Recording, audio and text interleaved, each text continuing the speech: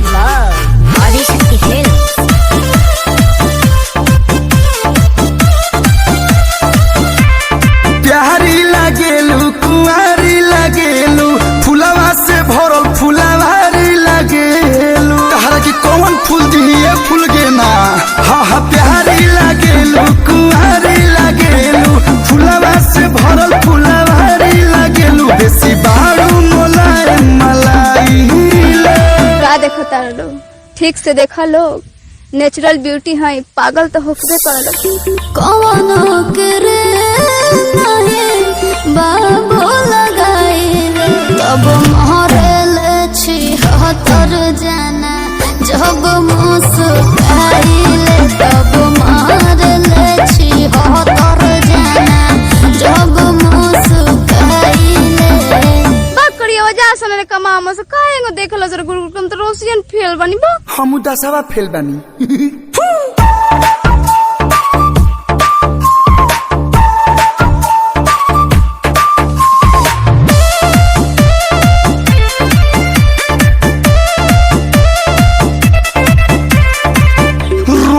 चढ़ल गोतरे गोतरे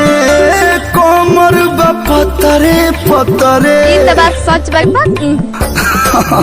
असहीना बधन बाटे टाइट हो हम ढाइट लीला बॉडी लाइट हो मरा करी खालू का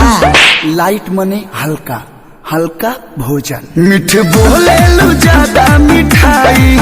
ले बोलबू हमरा बात के तो इतना घमंड बा कि सब इंस्टाग्राम के लेके पगला गल बन से ऊ हमरा के पावे खातिर नेचुरल ब्यूटी बनी यही से एक बेली छुली कौनो करे नहीं बाबू लगाइले तब महरल छी हतर जाना जब मुस्काइले तब महरल छी हतर जाना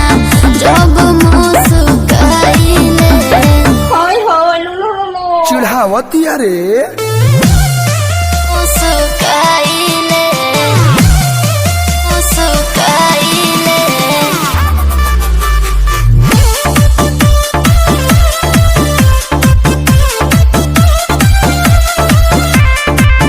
तू ही तो ट्रेंड में बाड़ू छापल बरेंड में बाड़ू तहर बड़ी हाला बा और सुना कलू मेहनत से बनने मिसाइल हो लालू मेंटेन रखिला पर खाइल हो ब्रूटी को लगवा लो दिल जहरा न बारी सलाई ले कितना जना आइलो ना कितना जनी गइली तब ना नेचुरल ब्यूटी हो पइली झमकावला से होई कौनो करे नहीं बाबू लगाइले तब महरल छी हतर जाना जब मुस्काइले